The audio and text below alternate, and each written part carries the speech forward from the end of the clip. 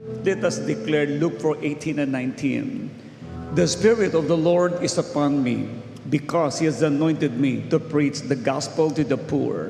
He has sent me to heal the brokenhearted, to preach deliverance to the captives and recovering of sight to the blind, to set at liberty them that are bruised, and to proclaim the acceptable year of the Lord. Our God is Jesus, is the anointed one. Amen. Praise the Lord. You may be seated, please.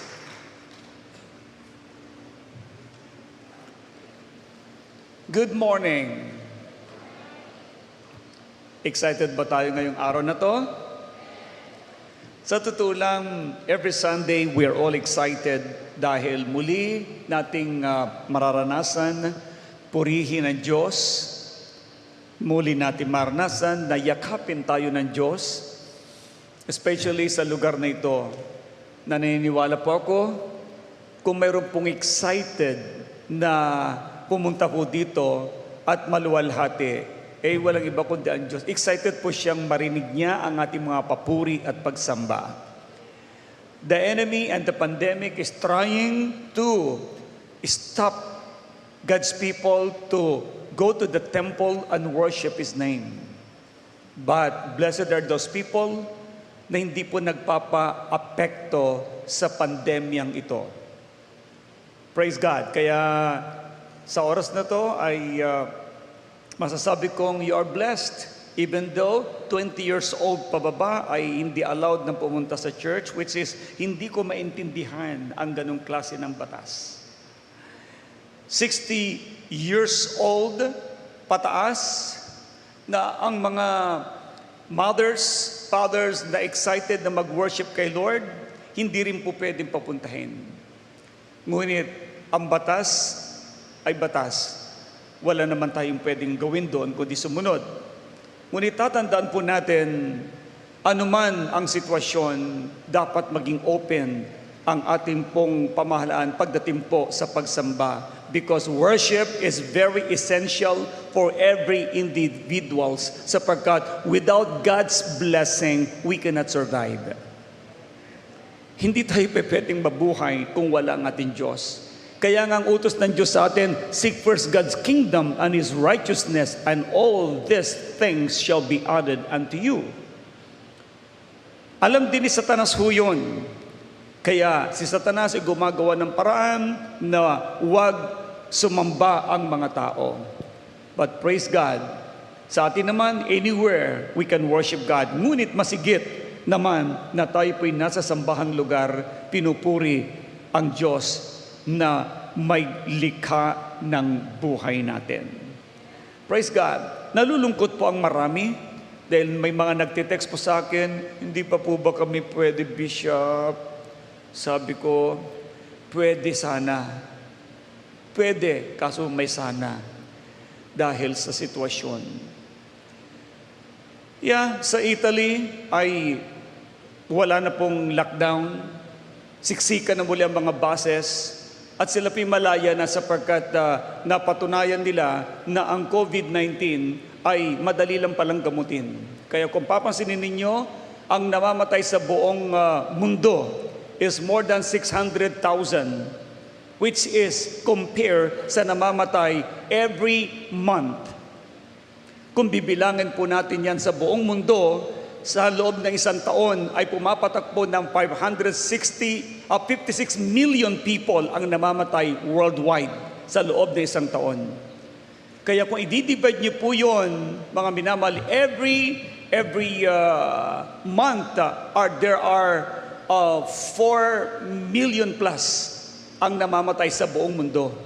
Samantalang ang COVID-19, ang pinatay niya ganun lang po kakaunti. Kumbaga sa Pilipinas naman ay more than 1,000 lang, wala pang 2,000 ang namamatay for 4 months. Na ang namatay na pong bilang sa buong Pilipinas sa loob ng 4 na buwan ay more than 200,000 na po. So therefore, wala pa po ang naapektuhan ng COVID-19 ng tao na humigit sa 0.005%. So, 0.005% lang po ang pinapatay po niyan. At ang kalimitan po ay mga sakit na mga taong nadapuan ng COVID, ngunit mayroon na po mga dating komplikasyon. Kaya curable po siya. Una, ang manggagamot ay si Lord. Amen? Praise the Lord. Ngayon, may sipon ka lang, ang term na nilang ginagamit, ikaw ay asymptomatic. Inubo ka lang ng konti, nako, ikaw ay symptomatic. Nawalan ka lang ng amoy, nako, ikaw ay automatic. Alam nyo guys, sa totoo lang, at kung may affected ng ang economy, why? Paano hindi maging affected? Hindi pinaglalabas ang mga tao. Paano mabibili ang mga tao? Ang mga may pera, tinipid na ang kanila pong mga pera. Hindi na po umiikot ang salapi. Kaya ang tawag po din ay recession. Recess kasi nagpahinga yung pera. Kayang recess. So, ang pera ay nandiyan dyan. Ang kabuhayan ng buong mundo ay nandiyan dyan. Hindi po nabawasan ng ginto. Ang pera ay nakatago lang. Hindi lang umiikot because of the fear. Pero, anumang dinudulot po niya na kalungkutan, we believe na ang Diyos ay may kapamaraanan para sa mga umiibig po sa Kanya. Sa lahat ng in love kay Lord, you will not be affected by the circumstances. Do you agree with me? Praise God. Kaya our topic for today is about how can we escape loneliness. Ang dami pong tao, matindi ang kalungkutan, may depression, may mga tao na hindi na nila alam kung sila makakasurvive pa. Alam nyo guys, because of loneliness, nauwi na po ito sa tinatawag na depression hanggang sa ang iba naman ay ayaw nang mabuhay dahil sa sobrang kalungkutan, parang wala nang kapag-asa. Open your Bible please in 2 Corinthians chapter 13 verse 11 to 12. Please lend me your ears, listen carefully as we study the Word of God today. Okay, and tumingin ka kay Bishop so that you can listen, you will understand what I am talking about. 2 Corinthians 13 verse 11 to 12. Basahin natin. Dear brothers and sisters, I close my letter with these last words. Be joyful, grow to maturity, encourage each other, live in harmony and peace. Then the God of love and peace will be with you. Greet each other with Christian love. God will be the one to bless His word. Kung papasanin niyo po yung sinulat ni Pablo sa mga taga-Korinto, bago magtapos yung kanya pong sulat, binigyan niya ng diin yung words na be joyful, grow to maturity, encourage each other, live in peace, in harmony and peace. Alam nyo, sinabi niya ito sapagkat dumarating minsan yung mga Christian, nagkakaroon sila ng loneliness. Nagiging immature ang kanilang mga action. Ang kanilang mga buhay madaling ma-discourage. At nagkakaroon ng tinatawag na tampuhan. And because of this, ang effect nito ay matinding kalungkutan. Sino po dito ang nakaranas na po na malungkot? Raise your hands naman. Okay. So may mga hindi po nalulungkot. You are blessed. Hindi po kayo nalungkot. Pero sa totoo lang, sino nakaranas na siya ay malungkot? Okay. Almost all naman. Alam nyo guys, who is the author of loneliness? We knew sa John chapter 10 verse 10 that to destroy, to kill, and to steal. Sino po yung thief na tinutukoy niya dyan? Si Satanas ang tinutukoy niya dyan. Pumunta siya rito upang magnakaw, pumatay at magwasak. Pag nanakawan ka, malungkot ka. Pag ikaw ay nagkasakit, malungkot ka. Pag ikaw ay namatayan, malungkot ka. Pag nasira ang business mo, nasira ang relasyon mo sa ibang tao, malungkot ka. Alam nyo, naalala ko yung sinabi ni Morris sa kanya pong book about the devil's advocate. He tells us that loneliness is not a new thing.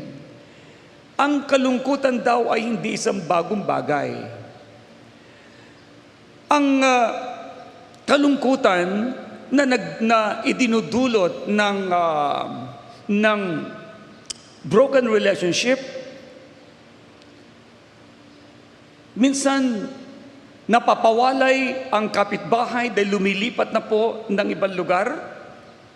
Ang iba naman ay nakakaranas na mawalan ng mahal sa buhay, sobrang lungkot.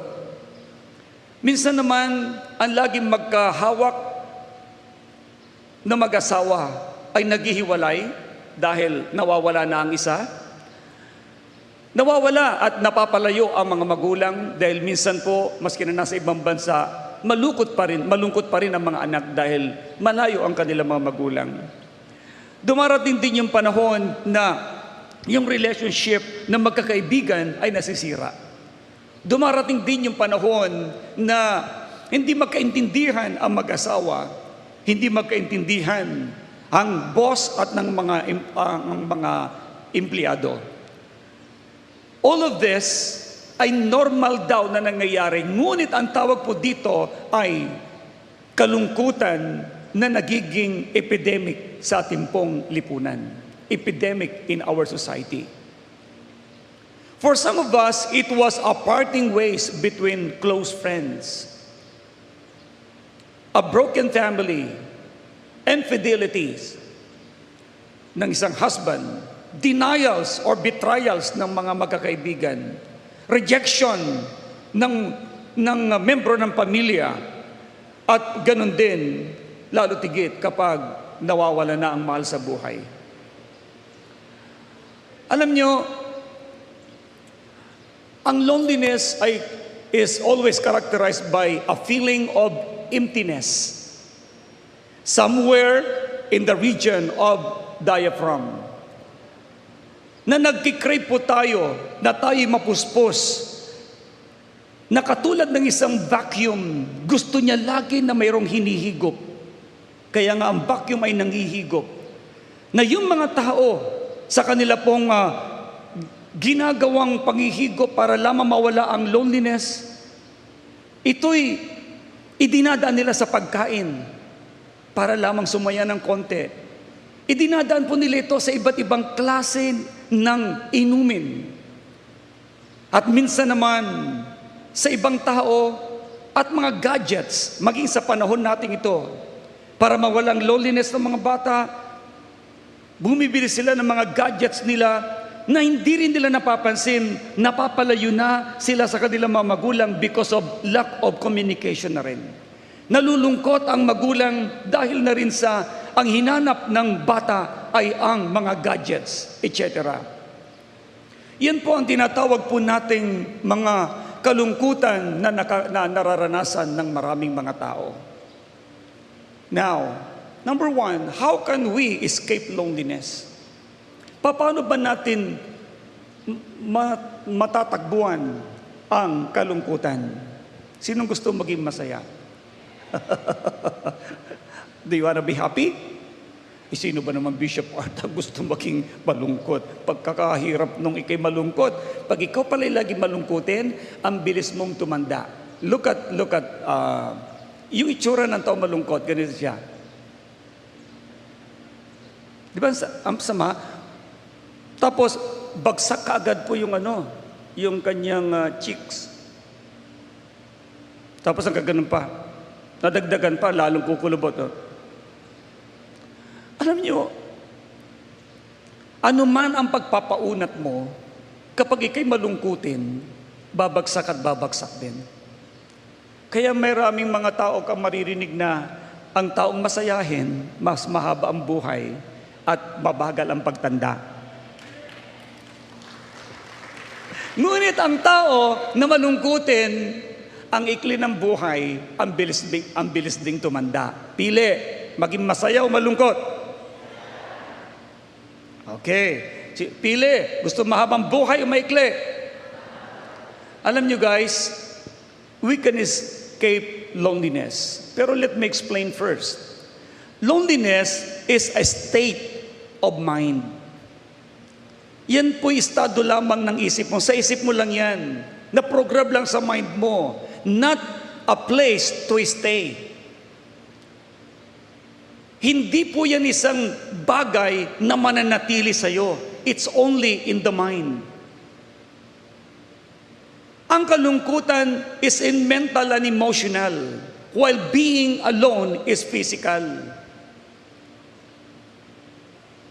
And being alone can be temporary, while loneliness can be an ongoing feelings.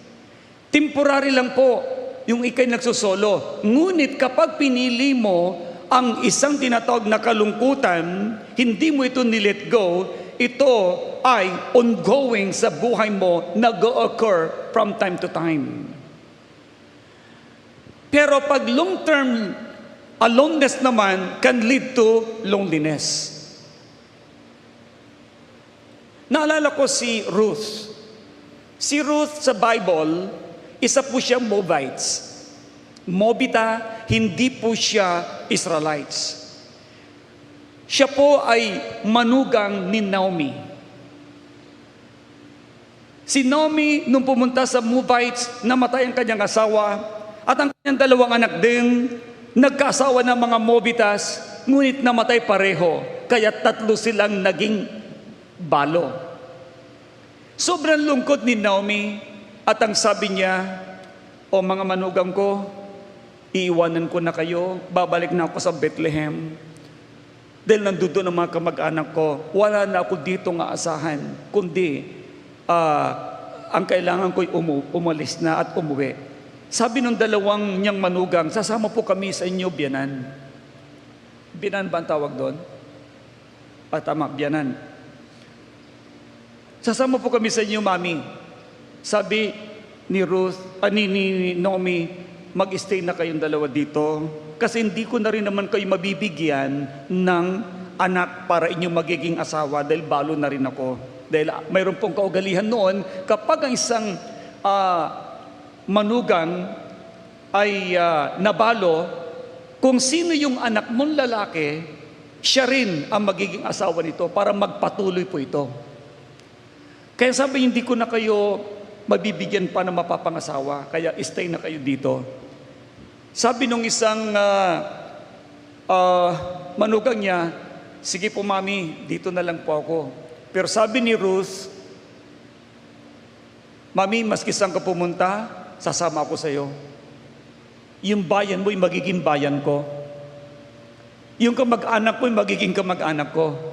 Yung Diyos mo ay magiging Diyos ko. Sabi ni Naomi, ikaw ang bahala, anak. So naglakbay ang magbiyanan. Pagdating doon sa Bethlehem, si Ruth ay very optimistic siya. Nakita niya na nalulungkot ang kanyang biyanan. Ngunit may time naman na napakasaya hanggang sa siya'y nag-isip kung paano siya'y makasurvive bilang isang dayuhan. Si Ruth ay naging dayuhan sa Bethlehem. Hindi rin po siya tanggap sapagkat hindi siya Hudyo. Balo. Mahirap pa. Alam niyo ba na hindi yon ang kanyang tinignan, kundi siya ay lumapit sa kanyang binatang, sabi niya, Mami, ako ay maghahanap buhay. Tag-ani ngayon, kailangan ko ng mamulot man lang ng mga tira-tira ng mga mag-aani. Sabi ni Naomi, sige anak, gawin mo kung ano ang gusto mo at sasamahan ka ng Diyos. Alam niyo mga kapatid, to cut this story short, napapunta siya sa bukid ni Boaz at doon siya umani at napansin po ni Boaz kung gaano kasipag ang taong ito. tinanong siya at nagpakilala naman na siya ay manugang ni Naomi na balo at mahirap. Ngunit si Boaz ay natuwa sa kanya sapagkat masipag siya at naging honest siya. At dahil po dito, binigyan kaagad siya ng pabor dahil sabi ni Boaz sa kanya, sasamahan ka ng Diyos. And self yourself, kumain ka dyan. So, yung nakita ko dito, dahil sa favor ng Diyos kay Ruth, siya mismo ay napangasawa ni Boaz, na siyang naging lola sa tuhod ni Haring David. At siya rin ay naging lineage ni Jesus Christ. Anong pinupoint ko po dito? Si Ruth, ayaw niya na maging malungkutin, ayaw niya na maging idle ang kanyang buhay, naging strong ang kanyang perspective sa buhay.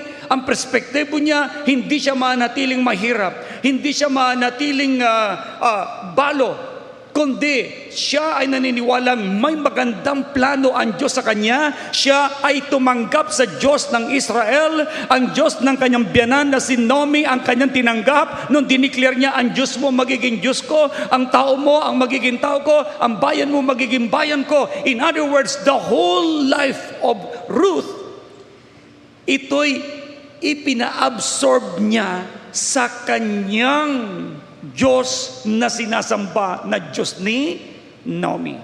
So what happened? The Lord blessed Ruth. Yung kanyang misery, yung kanyang kalungkutan, napalitan lahat ng kasiyahan dahil nakita ng Diyos ang kanyang determination how she could live victoriously. Ang taong mayroong magandang perspective sa buhay, the Lord will go with him or her. Sasamahan ng Diyos ang taong positibo ang kaisipan na hindi siya umiiyak sa panahon ng kalungkutan. You can survive in every loneliness in life. Yes, ang sabi ko, ang loneliness pwede mag-stay sa mind mo kapag yan ay lagi mong inisip. Ngunit, madaling mawala ito kapag nagdesisyon ka na ayaw mo ng kalungkutan, gusto mo ng kasiyahan, at ito'y matatagpuan mo sapagkat ang Diyos ang gagawa ng paraan para mawala ka sa sitwasyong iyon. Sa situation ng pandemic, sobrang dami po ang mga nalulungkot ngayon. Para tell you kung paano si Ruth, she did not allow in self-pity and moan about being a poor widow of the wrong race in the wrong place. Dayuhan siya, pero tumindig siya. Mayroon akong natutunan. Ang isa palang dayuhan na pumupunta sa isang lugar, mas madaling umasenso kaysa mga taong kanyang dinatnan. Paano nangyari yon? Listen, karamihan po sa Bible, mga taong Bible characters, hindi po sila taga doon sa lupang pinuntahan nila, pero sila po'y umasenso. Example, si Abraham, taga Haran. Pumunta siya sa Canaan, and the Lord prospered him.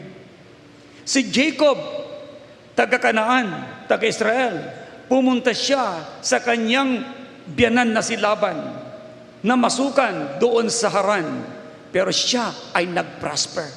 Si Ruth, taga Moabites, napunta ng Bethlehem, the Lord prosper her. At ang dami pa pong mga Bible characters na kung saan pala ikaw dadalhin ng Diyos dahil merong Diyos kang sinusunod.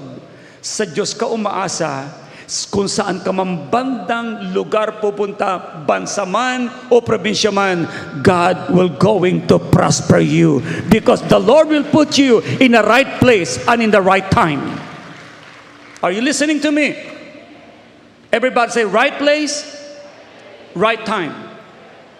Alam nyo, Kaya nga sabi ko nga, in the natural, Ruth had everything going against her in her situation. But the Lord prospered her. So loneliness is unnatural from God's perspective, for your information. Ang kalungkutan ay hindi po natural. Yan po'y dumarating, pero maapektuhan ka yan kapag yan ay pinansin mo. Kaya sabihin mo lang sa katabi mo, maski magkakala kayo, huwag pansinin ang kalungkutan. Makakatulong ba ang kalungkutan? No. Unnatural from God's perspective, meaning to say, He doesn't want you to be lonely. He wants you to be happy. Are you listening? Praise God. Kaya sabi ko nga sa number 2, mayroon po tinatawag na two sources of relief for loneliness. Okay. So, para mali yata yung God's ko dyan. Okay, anyway. God has two sources of relief. Dagdagan nyo na lang ng has. Tanggalin nyo yung S. God has two sources of relief for loneliness. Mayroon pong two sources of loneliness. Una, sino ditong gustong mawalang kalungkutan? Mayroon pong dalawang sources dito. Number 1 source, fellowship with Him. Kailangan mong magkaroon ng fellowship sa Diyos. Bakit? Dahil siya yung Diyos na nakakabatid ng katapusan ng simula. He could sustain your joy and happiness in life. Why? God created us that the emptiness in us can only be filled and satisfied by our intimate relationship with the Almighty God. Okay, pakilagay mo nga dyan. Yan, fellowship. Very good. So, naalala ko yung sinasabi ng mga awit. Doon po sa awit o Psalm 37 verse 4, Tagalogin natin, kayawi mo hanapin ang iyong kaligayahan at ang pangarap mo'y iyong makakamtan. In English, delight yourself in the Lord, and He shall give you the desires of your heart. Ang ganda nun sa Tagalog eh. Kayawi mo hanapin ang iyong kaligayahan at ang pangarap mo'y iyong makakamtan. Maganda ba yun? Hallelujah. At sabi ng verse 5, chapter 7 verse 5, ang iyong sarili sa Kanya'y italaga, tutulungan kang ganap kapag ika'y nagtiwala. Do you trust God? Yes. Ito yung sinasabi ko ngayon na fellowship with God. Hanapin mo siya. Now, 2 Corinthians chapter 13, verse 11, yung una kong binasa sa ating pong introduction, babalikan ko yon dito. Tingnan nyo sa 2 Corinthians 13, verse 11. Dear brothers and sisters, sabi niya doon, finally, brethren, rejoice, be made complete, be comforted, be like-minded, live in peace. Mabuhay ka na may kapayapaan, and the God of love and peace will be with you. Mga kapatid, sabi niyo dito, rejoice. Be made complete. Ibig sabihin ton, maging mature ka. Be comforted. Be like-minded. Live in peace. Sa NLT version, ginamit yung word dito na be joyful, grow to maturity, encourage each other, live in harmony and peace. Then the God of love and peace will be with you. So we are being encouraged by Apostle Paul kung paano tayo maging masaya sa buhay. Ngayon, kung ikaw ay isang anak ng Diyos, 1 John chapter 1 verse 5 to 7, this is the message. This is the message. Basa. We have heard from Him and announced to you that God is light. Say light. And in Him there is no darkness at all. If we say that we have fellowship with Him and yet walk in the darkness, we lie and do not practice the truth. But if we walk in the light as He Himself is in the light, we have fellowship with one another, and the blood of Jesus, His Son, cleanse us from all our sins. Yan ang pakikipag-fellowship natin kay Lord. Nagkakaroon tayo ng liwanag sa buhay. Nawawala tayo sa kadiliman. Kaya sabi ng Colossians chapter 1, verse 12 to 13, the Lord translated you from the kingdom of darkness into the kingdom of light. Inalis ka ng Diyos sa kaharian ng kadiliman at inilipat ka niya sa kaliwanagan. Kaya ikaw at ako, God doesn't want you to live in darkness. He wants you to have fellowship with Him, and that kind of fellowship is fellowship in the light. Ang taong gumagawa ng masama, gusto lagi sa dilim. Pero ang taong gumagawa ng mabuti, gusto lagi sa liwanag. At ang gusto masaya, gusto lagi sa liwanag. Nakakalakad ka ba sa dilim? No, kakapaka ka. You are like as blind. You are considered as blind if you are in darkness. Another verse in 1 John chapter 3, verse 24, isulat ninyo yan, the one who keeps His commandments abides in Him. Do you want to abide in Him? Hello? Gusto mo ba manatili sa Kanya? Yeah, 1 John chapter 3, verse 24. The one who keeps His commandments abides in Him, and He in Him. We know by this that He abides in us by the Spirit whom He has given us. Kaya si Lord nasa puso mo. Sinong pinapanahanan ni Lord? Hallelujah. Praise God. So the Lord is there. Kaya ang sabi muli ng John 14 verse 23, Jesus answered and said to him, if anyone loves me, sino in love kay Lord? Parang pahina ng pahina. Sinong in love kay Lord? Ang sagot, ako yun. Ulit, sinong in love kay Lord? Hallelujah. Anyone who loves me, he will keep my words. Ang sino man in love kay Lord, kanilang susundin, mamahalin ang salita ng Diyos. And my Father will love him, and we will come to him and make our abode with him. Mananatili kami sa Kanya. So this done with times of personal devotion, reading, and meditation of His words. Nangyayari po yan mga kapatid, yung relasyon mo sa Diyos nagiging intimate sa pamagitan ng pagbabasa mo ng Biblia at pakikipagniig mo sa Kanya, pakikipag-fellowship mo sa Kanya. Every night, nag-worship ka, binabasa mo ang Bible, sa morning, inuuna mo siya, excited ka lagi, pagkagising mo pa lamang sinasabi mo, Lord, good morning. Bago ka babati ng ibang tao, siya muna yung binabati mo, good morning, Lord. Good morning, Father. Good morning, Jesus. Good morning, Holy Spirit.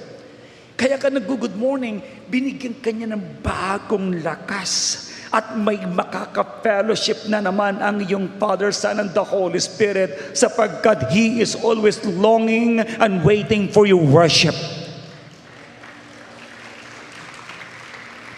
Kaya kaninang morning, kaninang umaga, in my meditation, the Lord give me another song. Karamihan po sa mga kinakanta natin dito, ibinibigyan na Diyos sa akin pagdating sa umaga. Bibigyan ako ng Lord ng song, siya muna ang kakanta. Tapos, isusulat ko. Tapos, i-record ko na kaagad, kaya hindi ko nalilimutan. 5 to 10 minutes, tapos ang isang kanta.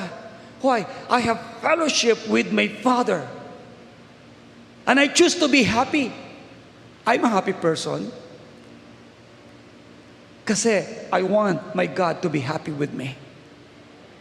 I am not a perfect person, but the Lord, who is a perfect God, can help me to become that way. Are you listening? So, number 1 natin dyan, yung letter A natin is fellowshipping with Him. Come on, be closer to the Lord. Ang sarap mabuhay na alam mong kasama mo lagi ang Diyos na buhay. Amen? Letter B, fellowship with other people. Ito, maganda po ito. Fellowship with other people. Now, then we take God's promise to heart and pursue, nurture relationship with other people. Alam niyo ba na God did not create man to be alone? God did not create man to be alone.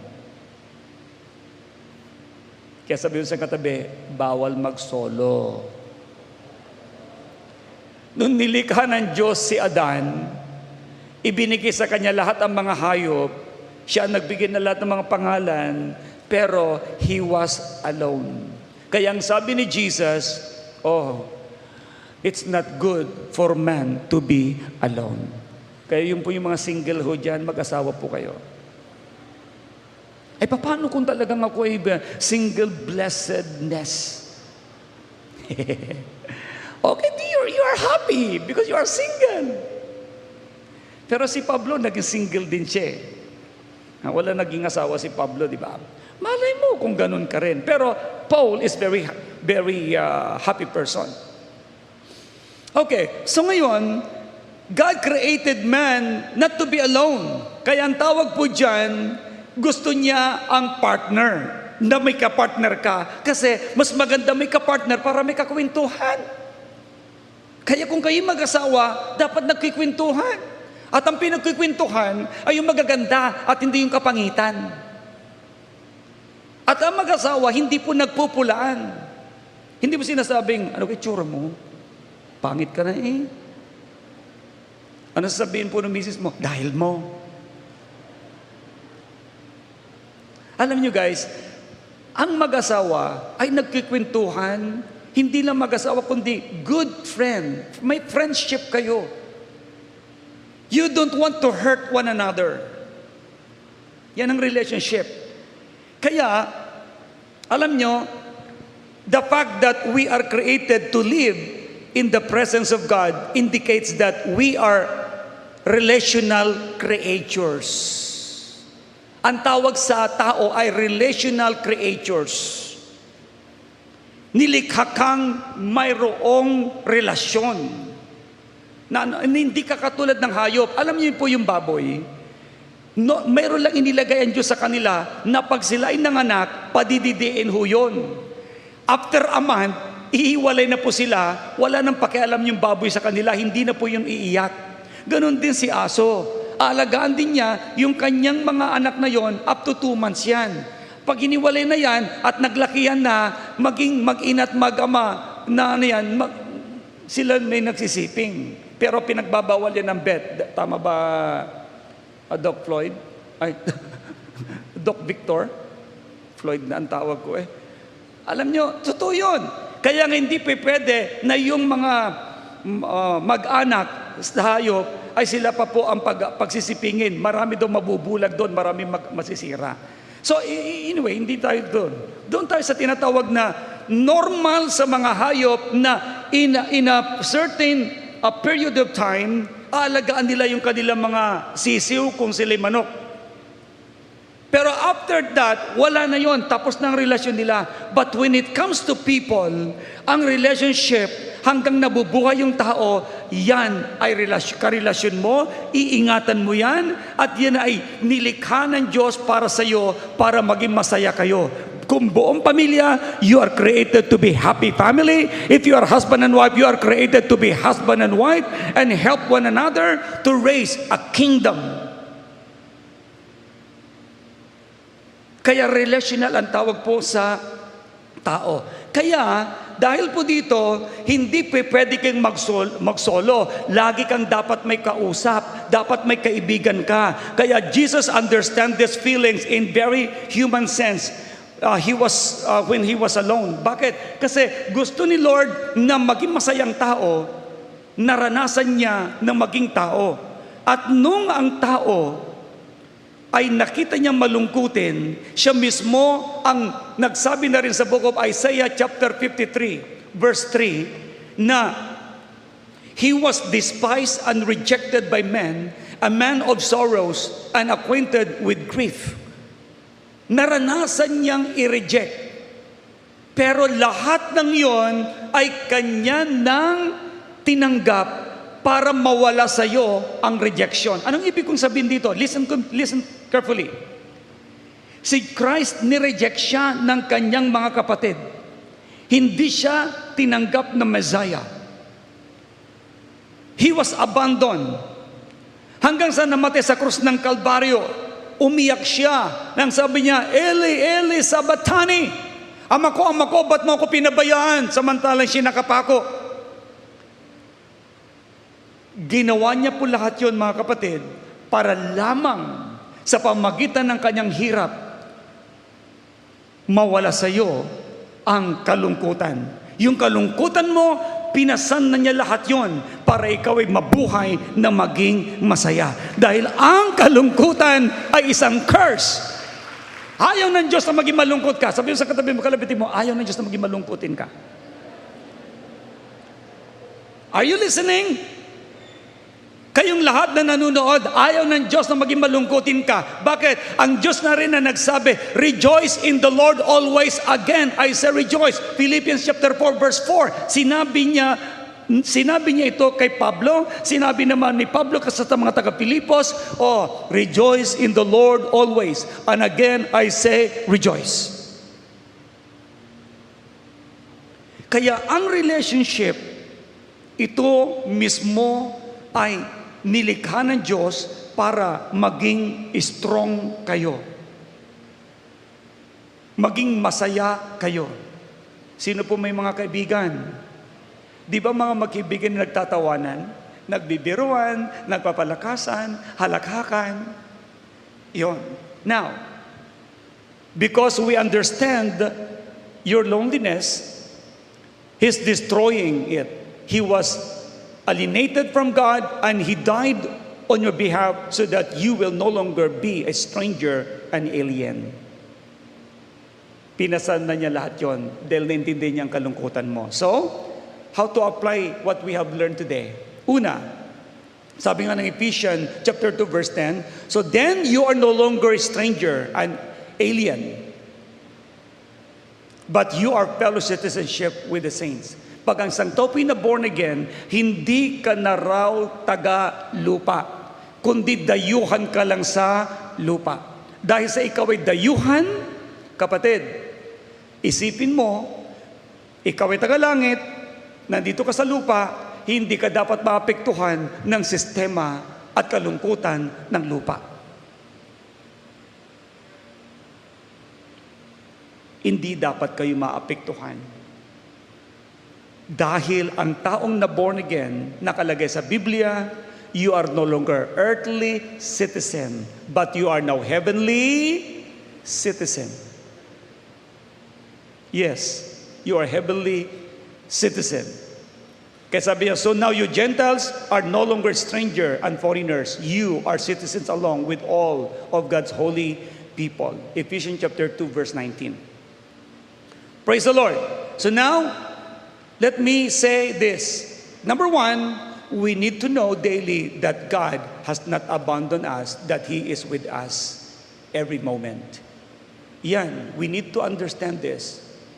Ang solusyon para ikaw ay mawalan ng kalungkutan, you need to know, understand daily that God has not abandoned you. Hindi ka inabandon ng Panginoon. Okay? That He is with us every moment. Sabi mo, kasama ko ang Diyos. Meron pong song, ang sabi ganito, kasama natin ang Diyos. Di ako mangangamba, di ako mababalisa. Bakit? Kasama natin ang Diyos. Tapos yung kasunod na stanza nun, kasama natin ang Diyos. Di ako malulungkot. Di ako matatakot. Bakit? Kasama natin ang Diyos. Dumaan ka man daw sa ilog, di ka malulunod. Dumaan ka man daw sa apoy, di ka masusunod. Maganda yung kanta rin na yun. So anyways, we need to know daily that God has not abandoned us. Ang verse po niyan, Matthew 28 verse 2 to verse 20. Ang sabi niya, wherever you go, I am with you always. Wherever you go, I am with you always. Pangako ng Diyos yun. Hebrews chapter 13 verse 5. Sinabi niya doon na, okay, if I am with you, who can be against you? Ganun ba yung word na yon? Hindi. I will never leave you nor forsake you. And I will not loosen my grip on your life. Hindi kita iiwanan ni pababayaan man, sabi ng Panginoon. Kaya hindi ka dapat malungkot. Kailangan mo magsaya. Okay, another thing, it is in close, intimate relationship with others that human loneliness is most readily overcome. Alam mo, kaya mong pagtagumpayan ang lahat ng kalungkutan na yan. Pero kailangan mo ang tinatawag na intimate relationship with your friends. Kailangan mo ng may kausap. Kaya pag may kaibigan ka, huwag mong sasaktan ang kaibigan mo. Are you listening? Pag mayroong taong nagmagandang loob sa iyo, okay, be a good friend to them. Huwag mong sasaktan ang mga tao at huwag kang mananakit dahil ayaw ng Diyos na mayroong kang kaaway. Kaya nga ang sabi ng Matthew chapter 4 verse 44, chapter 5 verse 44, love your enemy. Kaya kung mayroong kayong kaaway, mahalin mo yun. Para ano? Wala kang kaaway. Diba? Yan ang sinasabi ko nga na it is in close, intimate relationship with others that human loneliness is most readily overcome. Kaya sabi mo sa katabi, huwag kang magsusolo. Dapat pala kaibigan ka. Pero tandaan niyo ang kaibigan mo dapat maayos. Pipiliin mo ang kaibigan mo. Dahil kapag ang kaibigan mo naman ay hindi maayos, ay di either ikaw ang mahahawaan niya ng kapangitan at magiging pangit ka. Diba? Huwag kang makipagbarkada sa mabibisyo. Dahil tiyak, kakantsawan ka niyan para ikaw ay magbisyo. So it is difficult to be healthy Christian who lives alone. Imposible daw po na maging healthy Christian ka na nagsosolo ka. Apart from the body of Christ. Kaya ito yung fellowship natin. Ito yung pamilya natin. Sabi nga ng 1 Corinthians chapter 12 verse 27, you are the body of the anointed one. You are the body of the anointed one. Ang tawag po dyan, you are the body of Jesus Christ. And each of you as a unique and vital part of it. Tayo po ay katawan ni Kristo. Magmamahalan tayo. You need me, I need you. We need each other. We are one family. We are one body. In both cases, fellowship with God and other people, kailangan po dito and time and effort. Kasi yun ay required. How to develop your relationship with God? You need to spend time and effort. Sabi natin ulit, time and effort. Lakasan nyo. When it comes to human relationship, you also need to spend time and effort.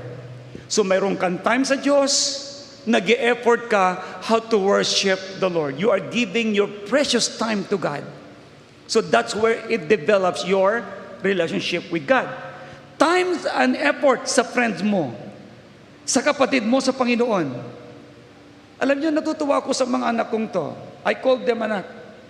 Dahil Nanggagaling pa sila ng Pasig,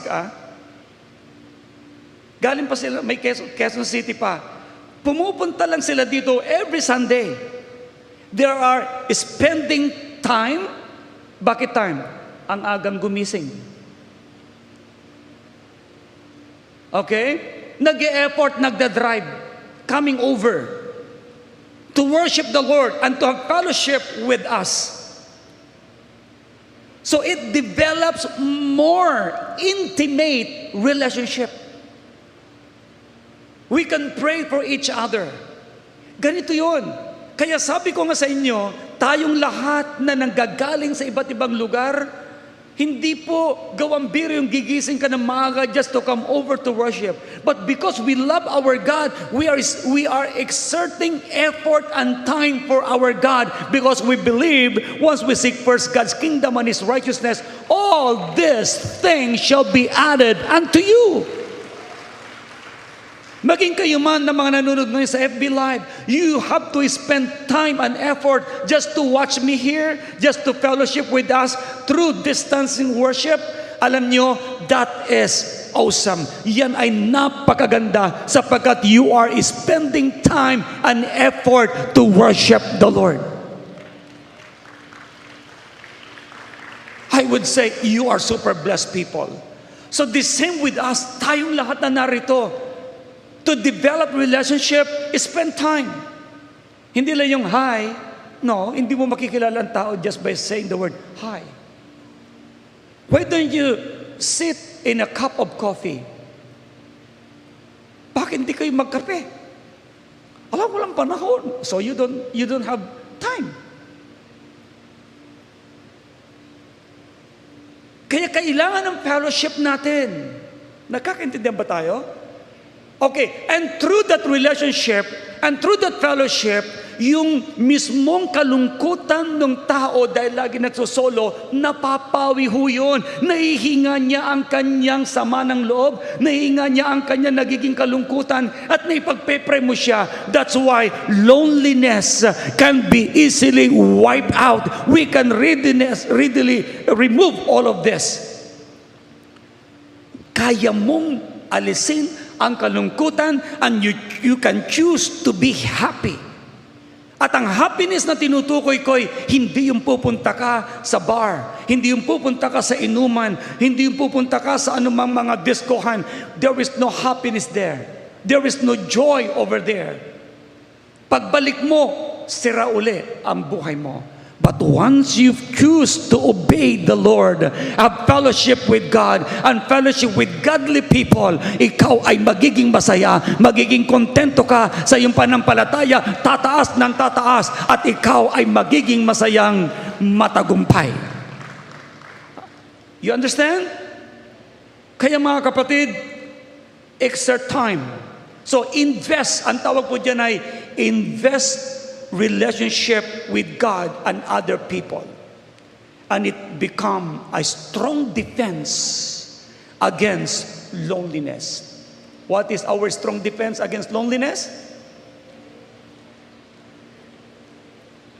Everybody say relationship. Relationship with God and relationship with people. At yan ang strong defense mo para mawala at mapaglabanan mo ang mismong kalungkutan. Praise God. Nandiyan dyan ang asawa mo. Praise God. Have fun with Him. Iiwasan na naman mga clash. Huwag babalikan ng pangit. Nandiyan dyan ang mga kaibigan mo. Always be happy with them. Communication is very important. Magkasama nga kayo, hindi naman kayo nagkukwentuhan. So it will not develop your relationship. Okay. So, conclusion. Natatandaan niyo po yung defense? Ano yung defense natin against loneliness? Relationship with God and other people. Paano po yon? You need to, everybody say, invest. Again, invest. Kaya nga nag-invest ka, minsan nga, para lang may makausap ka, bumibili ka na lang ng coffee. Halika, kain tayo, magkapagkwentuhan lang tayo. Wala ako ngayon mani na lang, mani. Banana Q na lang, bili tayo kay Pastor Boyet. Anything. Hindi pinag-uusapan ang sarap na pagkain. Yung ibinavalue dyan ay yung relationship na nabubuo. Pero, hindi ko sinasabi na kayo na mga may asawa ay lagi na makipagkwentuhan at binubuo yung relasyon ninyo na ibang iniisip. Baka manligaw ng iba. Sabi natin, cut. Ulit, cut. Yan. Iba yung relasyon na pinag-uusapan natin dito. Yung clean relationship. You are investing on it. Okay, before I close, I will use this word. God has not forsaken any of us. Hindi po niya tayo kailanman pinabayaan ng Panginoon. And by God's gracious help, let us help each other conquer everything in this life and completely be established in Christ. Lahat ng ito ay kaya nating mapagtagumpayan ang anumang kalungkutan sa pamamagitan ng ating lubos na pagsunod sa ating Diyos. Pandemic? No way. Kawalan ng trabaho? If you are strong in the Lord, God will show you the way. Ano man ang sitwasyon, katulad ni Ruth, siya ay optimistic person. Hindi niya piniling magsolo at magmukmok. She want to have fellowship with her mother, mother-in-law na si Noemi. She don't want to be alone. Then, he developed relationship maging sa mga mag-aani. Nakilala siya ngayon na mabait at mabuti at masipag. Guys, ikaw din at ako, i-develop mo lalo ang relasyon mo sa Diyos. Lagi ka magbigay ng panahon sa Panginoon. I-develop mo ang relasyon mo. Sa dami natin, actually, nalulungkot na ako minsan kasi tuwing nakikita ko po yung itaas, na yan ay laging puno every Sunday. Ngayon ay halos walang tumutuntong. Pero babalik muli tayo sa normal. Yung mga kapatid natin, nagtitext, gusto na po namin magsimba. Pero 60 years old pataas. Gusto ko na nga silang puntahan na lang sa bahay para kami mag-fellowship.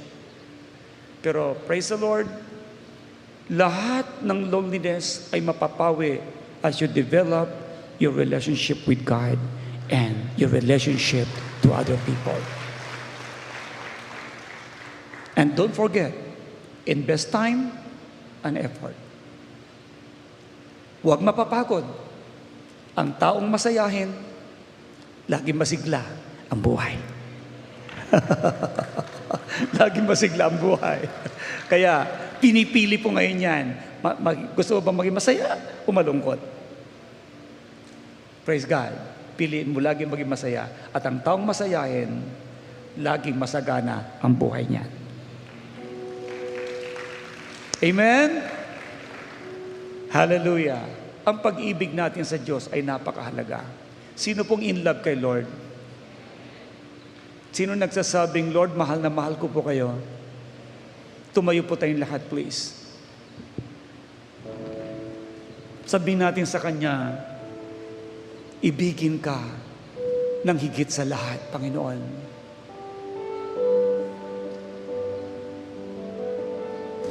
The song says, ibigin ka, O Diyos, ng higit sa lahat. Ibigin ka, O Diyos, buong puso at lakas, buong isip at kaluluwa, habang may hininga, paglingkuran at papurihan. Ibigin mo ang karelasyon mong Diyos. nang higit sa lahat, ibigin ka, O Diyos, buong puso at lakas, buong isip at kaluluwa, habang may hininga, paglingkuran at papurihan ka.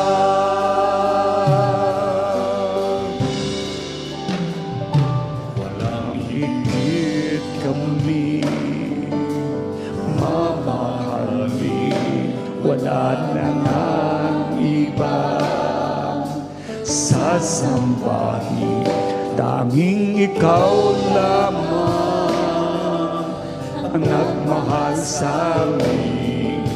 Ang tutos mo ang ating susundin.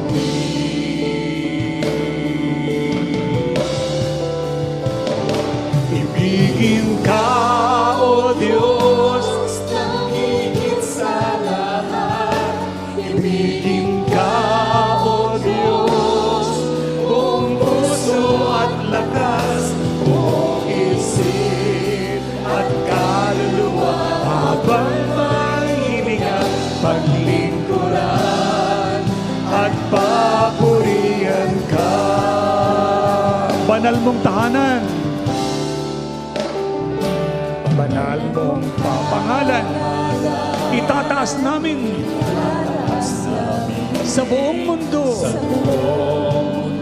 Ihahayag namin tanging pangalan mo, Jesus, ang tagapagligtas. Wala na niyang ibang mamahalin. Itaas mo ang kamay mo sa Kanya. Ibigin ka, O Diyos, higit sa lahat. Ibigin ka, O Diyos, buong puso at lakas, buong isip at kaluluwa, habang may hininga, paglingkuran at papuri. For the last time, sabihin mo ng buong puso, ibigin ka, O Diyos, nang higit sa lahat. Ibigin ka, O Diyos, buong puso at lakas, buong isip at kaluluwa, habang may hininga, paglingkuran at papurihan ka. Buong puso at lakas, buong isip at kaluluwa.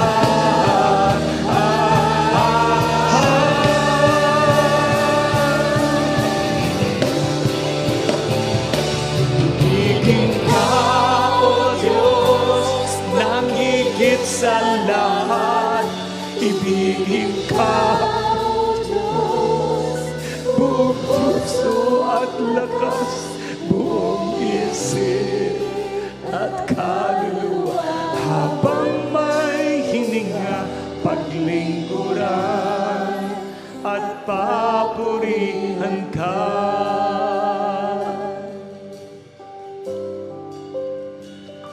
Paglingkuran at papurihan ka.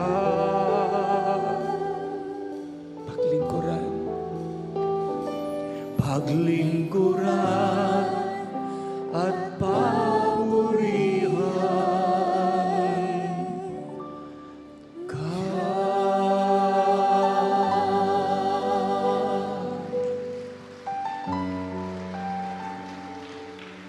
Habang tayo ngayon ay nakayuko at nakapikit,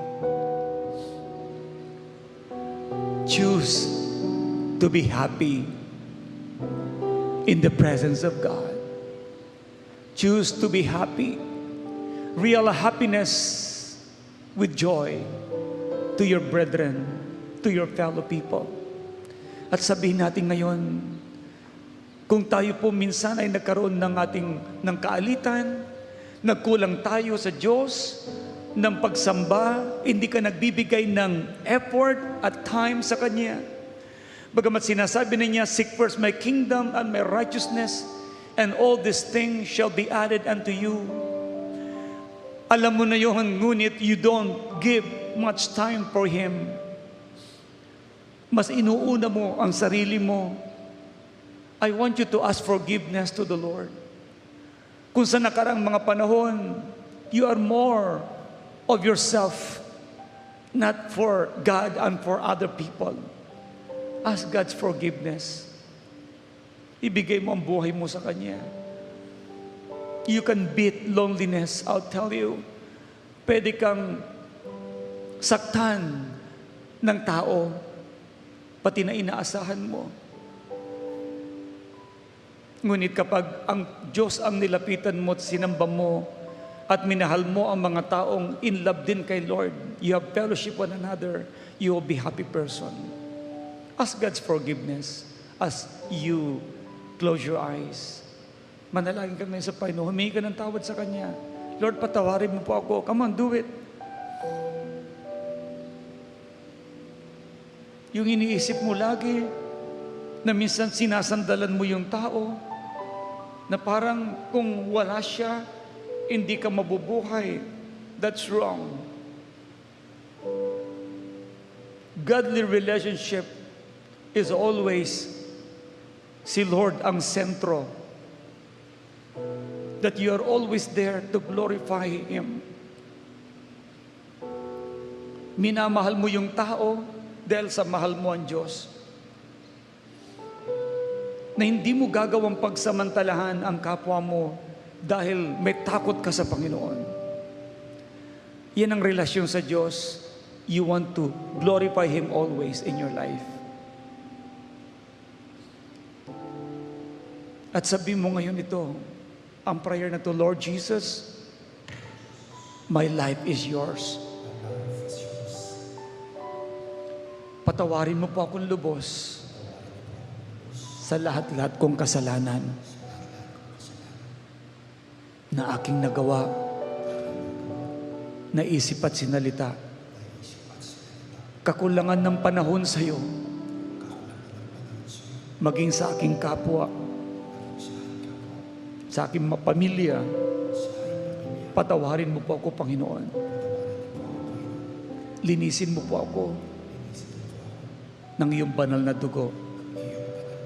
Maghari ka sa buhay ko. You are my number one in life. You are number one in my life. I will serve you more because I love you. Thank you, Jesus, for loving me first. Help me to love other people. Use me for your glory alone. In the name of Jesus. In the name of Jesus. Ako na lang mananalangin.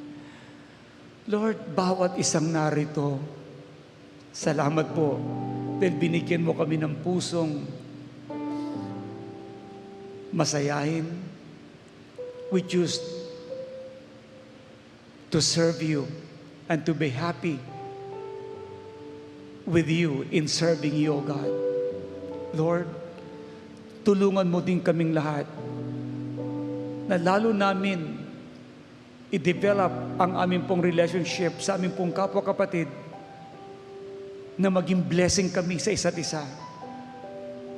At maging blessing kami sa mga unbeliever na may bahagi namin ang salita mo sa kanila para ma-born again din. Salamat po, dakilang Diyos. Uhawin mo kami lagi ng iyong salita. Tulungan mo po kami. Because that's the way it is to have more fellowship and fun with you, my Lord. Salamat po, Panginoon. Lord, pinapawi ko ang kalungkutan sa iyong mga anak. Kalungkutan, discouragement, leave these people of God now. In Jesus' name. Lahat din ng broken relationship, I destroy and I break that broken relationship and declare to that relationship to be restored In the name of Jesus. Panginoon, iba yung lakas muli at kasiyahan at kaligayahan at kagalakan ang maghari sa aming lahat. Salamat po, Panginoon. And God, anuman ang gawa ng kaaway, we completely destroy them in Jesus' name. Salamat po, Panginoon.